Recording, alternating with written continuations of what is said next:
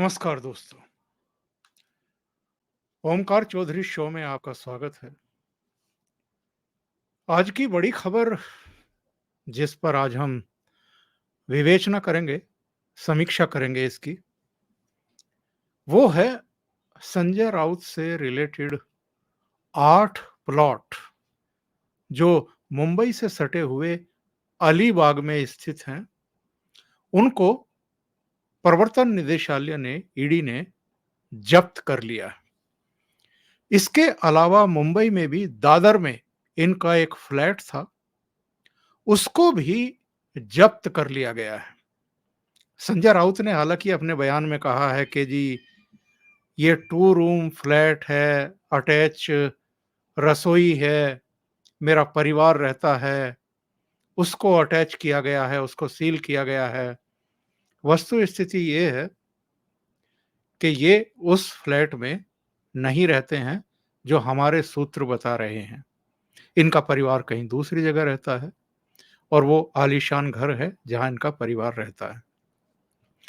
लेकिन लोगों की सहानुभूति अर्जित करने के लिए कुछ इस तरह का ये आबो-हवा बनाने की कोशिश कर रहे हैं कि जैसे वही घर ईडी ने अटैच कर लिया है, जिसमें इनका परिवार रह रहा है। अब ये जो 8 दूसरे प्लॉट हैं, जो अलीबाग इलाके में स्थित हैं, ये ज़रा याद करिए, इनके एक मित्र हैं प्रवीण राउत। और प्रवीण राउत जो हैं, वो 1024 करोड़ रुपए का जो घोटाला हुआ था, पत्रा चाल घोटाले के नाम से जो जाना जाता है, जिसमें बैंकों से पैसा लिया गया था और वो पैसा डुबो दिया गया था। उसमें बताते ये हैं कि करीब 900 करोड़ की प्रॉपर्टी तो अकेले प्रवीण राउत, उनके परिवार की, और 2 करोड़ के आसपास प्रॉपर्टी जो है, वो संजय राउत और उनकी पत्नी, उनके परिवार के नाम से है। दोस्त हैं, तो काफ़ी समय पहले, करीब 10-11 साल पहले, संजय राउत की पत्नी को प्रवीण राउत की पत्नी से 55 लाख रुपया इंटरेस्ट फ्री मिला था, जिसको रिस्क फ्री मनी भी कहा जा सकता है, और कुछ और भी मिला था। और आपको याद होगा कि नवंबर-दिसंबर 2020 में इनकी पत्नी को ईडी ने पूछताछ के लिए कई समन भेजे थे। शायद 3 समन, 4 समन भेजे जा चुके थे और वो पूछताछ के लिए आ नहीं रही थी।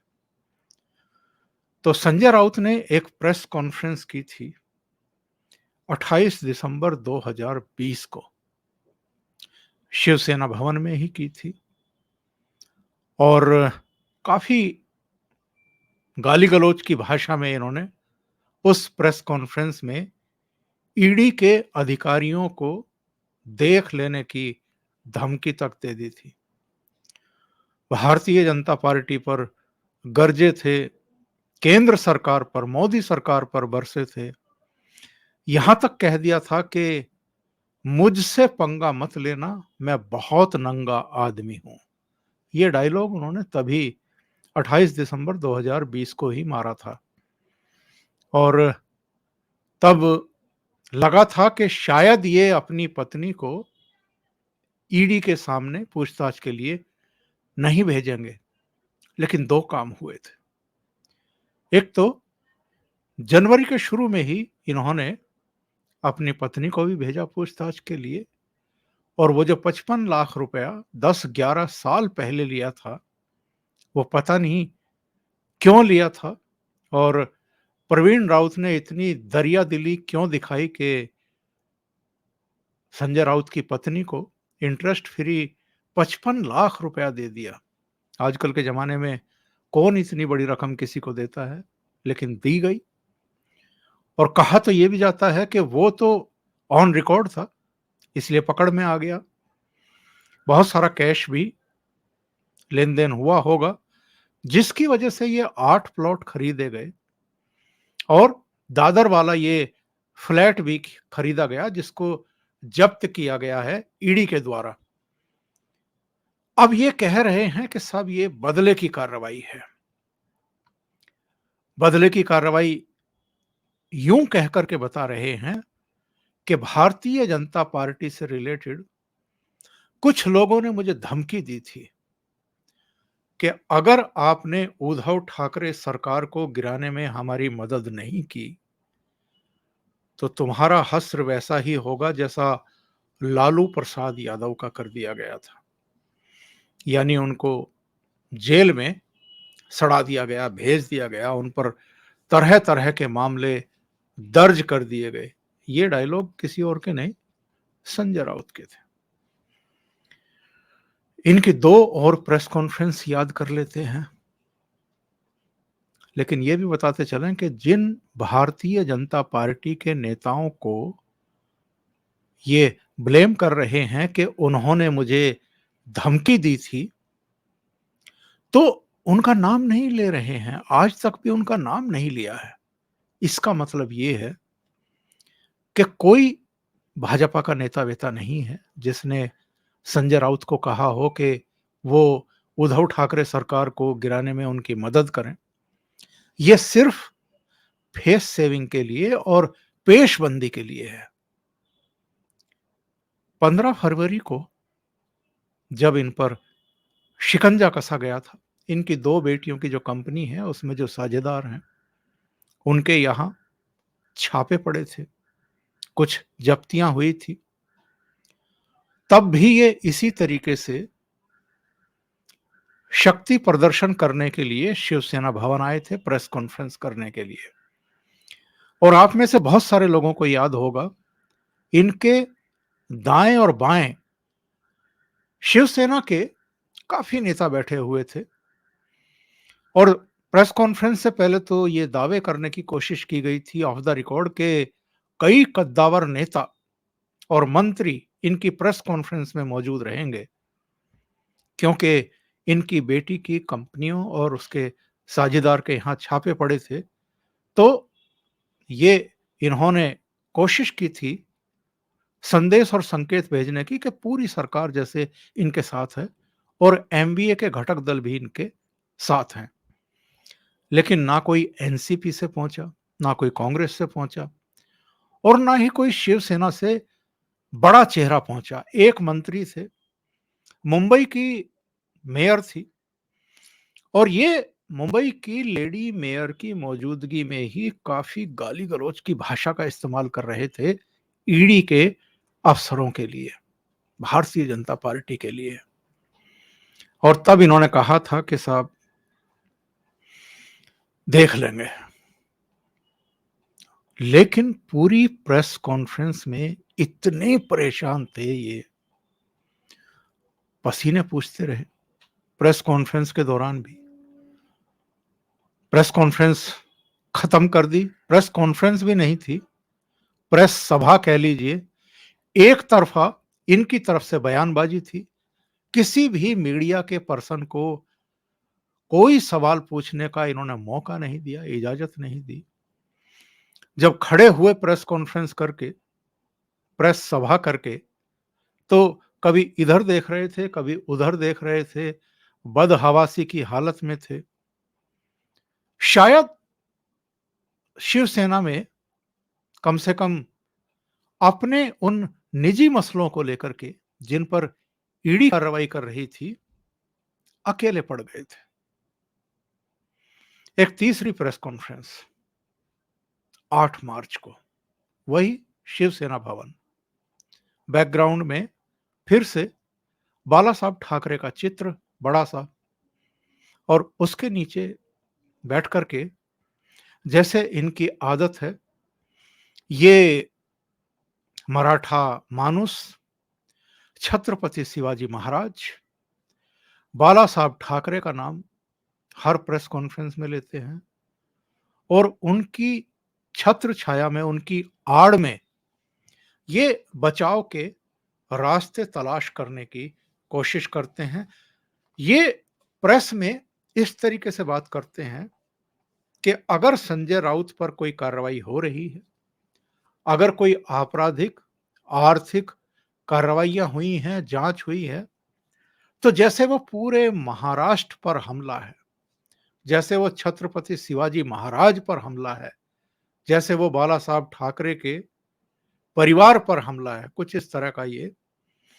और उन्होंने जो प्रेस कॉन्फ्रेंस हुई थी 15 फरवरी की, उसमें ज़रा याद करिए, उसमें बिना किसी प्रसंग के किरीट सोमैया को ये चेतावनी दी थी कि वो जो उद्धव ठाकरे साहब के 19 बंगले बताते हैं अलीबाग इलाके में, ज़रा वो बताएं कि कहाँ हैं।